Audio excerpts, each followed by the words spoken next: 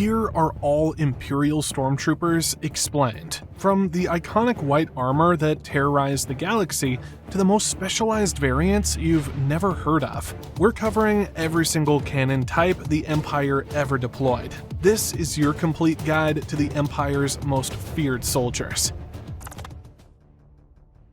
The standard Imperial Stormtroopers started it all. According to Doug Chiang, Lucasfilm's executive creative director, George Lucas wanted these soldiers to look like living skeletons.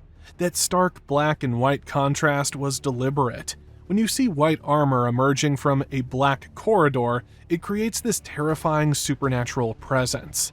Ralph McQuarrie's brilliant helmet design took skull elements, eye sockets, mouth, and made them mechanical while maintaining that death-like appearance.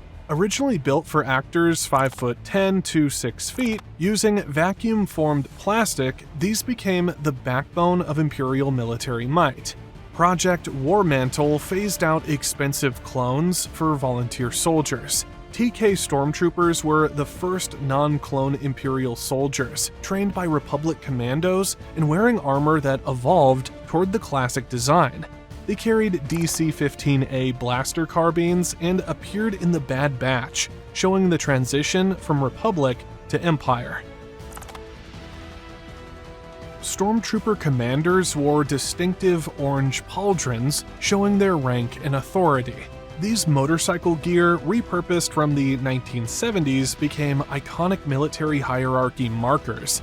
Orange typically indicated sergeants, while other colors denoted different specializations. Stormtrooper snipers were distinct from scout troopers, equipped with specialized visors and red pauldrons. Originally cloned sharpshooters, they used DLT-19X targeting blasters and IQA-11 sniper rifles, appearing in games, and Rebels as precision marksmen.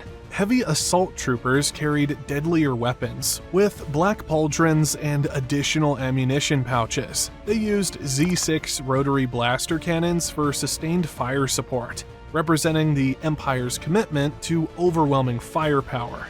Rocket troopers specialized in explosive ordnance and anti-vehicle warfare. Also called demolition troopers, some wore red pauldrons denoting their explosive specialization, capable of engaging ground vehicles and aircraft. Sandtroopers were equipped for harsh desert conditions on planets like Tatooine. Their armor included cooling systems and sand filters and survival gear. The iconic backpacks were assembled from hardware store components. Fans have spent decades reverse engineering the exact parts used. Shoulder pauldrons were repurposed motorcycle protective gear, with different colors indicating rank. Orange denoted sergeants, white indicated corporals, black marked specialists. Dewback troopers rode native lizards as mounts, while heavy sandtroopers carried RT-97C heavy blaster rifles with optical enhancements. Sandtrooper commanders wore distinctive markings for leadership roles, while Sandtrooper scouts specialized in advanced reconnaissance across vast desert landscapes. Snowtroopers operated in extreme cold on planets like Hoth. Their insulated armor, thermal capes, and heating units allowed extended operations in sub-zero temperatures. The facial shroud and padded clothing created a unique silhouette, immediately communicating their specialized role. Members of the elite 501st Legion accompanied Darth Vader during the Battle of Hoth. Their gear included survival backpacks, specialized visors for snow visibility, and emergency equipment for cold weather injuries. The thermal cape provided both warmth and camouflage in snow-covered terrain. Scout troopers, or biker scouts, wore lighter armor, prioritizing mobility over protection. Essential for reconnaissance and high-speed pursuits through dense forests like Endor, their helmet design leaned into biker iconography with that distinctive open-scream mouth. The practical face-lifting helmet made it easier for actors between takes. Scout troopers carried EC-17 holdout blasters and various sniper rifles, with enhanced visors providing long-range communications and target acquisition. Scout trooper commanders led reconnaissance squads, sometimes equipped with riot shields and electro-batons for close-quarters combat during extended missions behind enemy lines. Patrol troopers acted as rapid response police in urban environments, first seen in Solo. Their lighter armor enabled higher mobility while patrolling city streets on specialized speeder bikes. Helmets provided real-time urban data, including traffic patterns and threat assessment.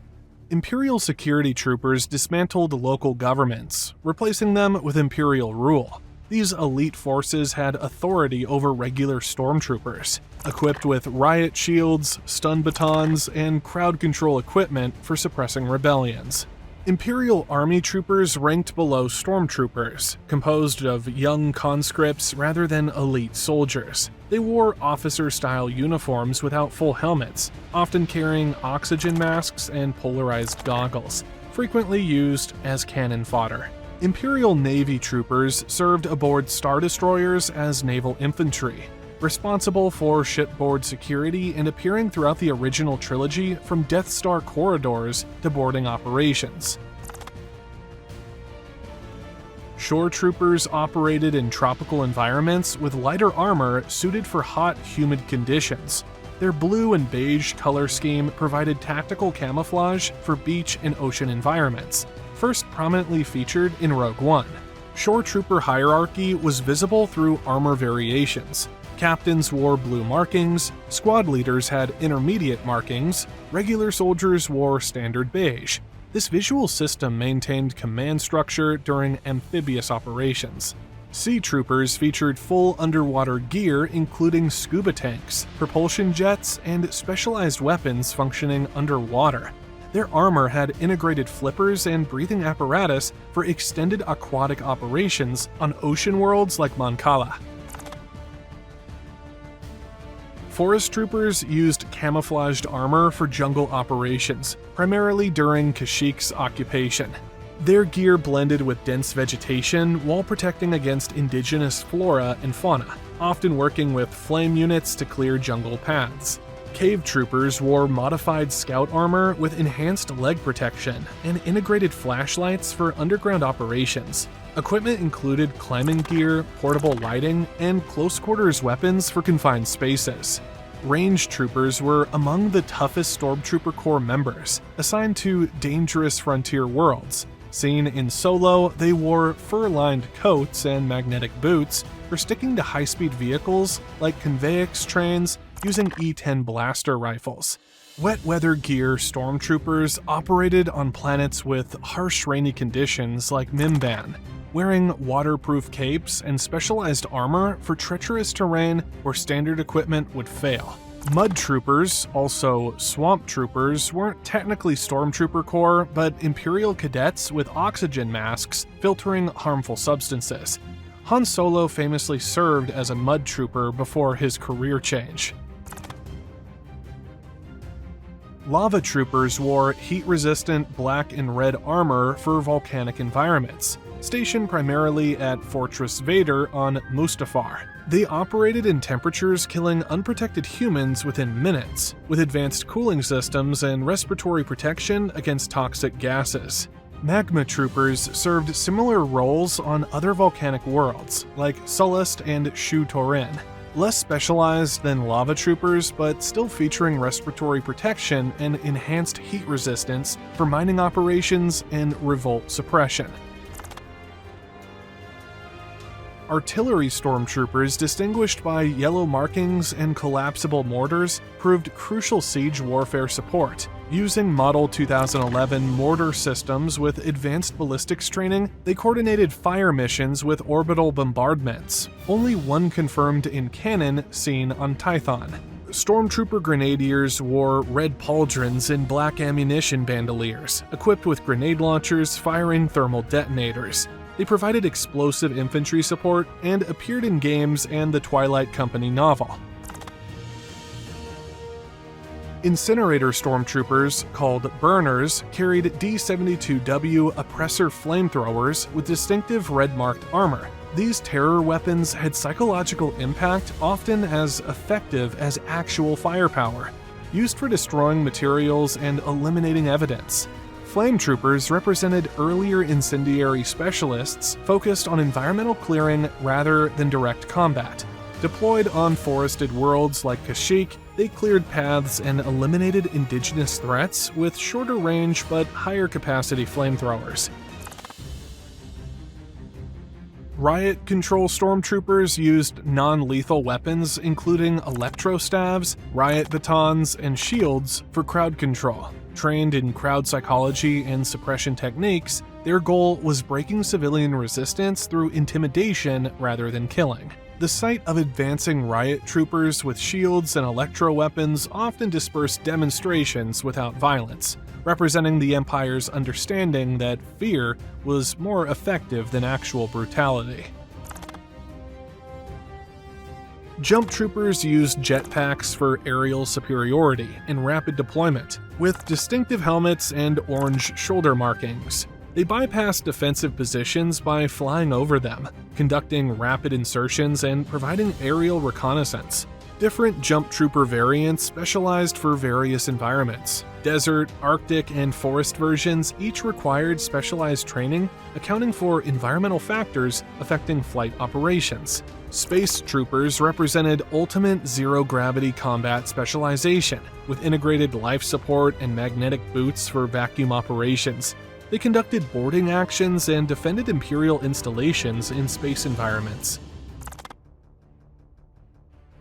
Death Troopers stood as the most intimidating Imperial variant, over 6 feet tall in advanced black armor with state-of-the-art targeting systems, encrypted communications, and night vision. Their voice-scrambling feature distorted speech for secure communications while adding supernatural menace. Inspired by Navy SEALs and SWAT teams, Death Troopers underwent rigorous selection and training, including classified cybernetic enhancements, pushing human performance beyond normal limits. They protected high-ranking officials and conducted special operations.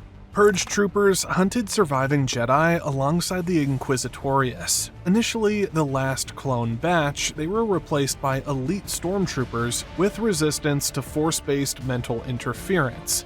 Variants included Commanders, Electro-Baton Specialists, Electro-Staff Units, and Electro-Hammer Troopers. Scar Squadron, Special Commando Advanced Recon Troopers, also Task Force 99, was an elite 6-trooper unit led by Sergeant Creel. Named after the Bad Batch, they shared similar versatility and skill sets as the Empire's most elite conventional forces. TIE Fighter pilots wore modified black Stormtrooper armor with integrated breathing apparatus for zero-gravity operations. Chest-mounted life support systems echoed Imperial Starship design language, creating visual continuity across the military. AT-AT pilots operated the Empire's most intimidating ground vehicles, with helmets combining Stormtrooper and TIE pilot elements. Their armor was configured for cramped cockpit operations, with practical considerations influencing every design aspect. Tank troopers and variants showed Imperial commitment to armored warfare, from standard operators to specialized juggernaut pilots.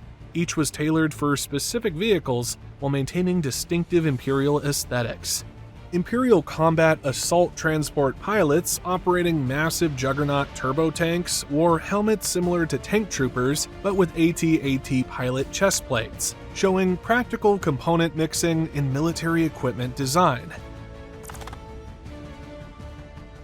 Emperor's Royal Guard, while not technically Stormtroopers, were frequently recruited from the most gifted Stormtrooper ranks. These crimson-clad elites wore mysterious helmets and cloaks concealing their armor, armed with force pikes representing ultimate Imperial military achievement.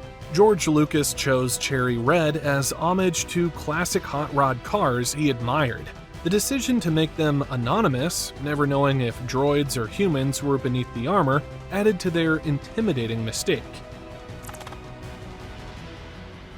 Shock Troopers carried forward the Republic Coruscant Guard legacy, maintaining order at the Empire's most important locations. Their red markings connected them to Clone Wars era while serving Imperial order, stationed at government buildings and high-security installations. The transition from clone to Imperial shock troopers showed institutional continuity between Republic and Empire, with same protocols, training methods, and equipment carried forward. The Imperial Stormtrooper Corps represents one of science fiction's most comprehensive military organizations, from standard white-armored soldiers that became cultural icons to specialized variants operating in any environment. These forces embodied the Empire's reach and ruthlessness. Each variant solved specific tactical problems while maintaining visual consistency, making Imperial forces instantly recognizable. Whether desert Sandtroopers, frozen snowtroopers, or elite death troopers, the message was clear. The Empire was everywhere, and resistance was futile. The evolution from practical filmmaking solutions to iconic designs shows the genius of the original creative team. Repurposed motorcycle gear became military hierarchy markers, hardware store components became essential equipment, and vacuum-formed plastic became the armor of galactic oppression. That's every Canon Imperial Stormtrooper variant explained. These soldiers may have served an evil empire, but their design, functionality, and sheer variety continue fascinating fans decades after their first appearance. The Empire fell, but the legacy of its most iconic soldiers marches on. Thanks for watching, and may the Force be with you.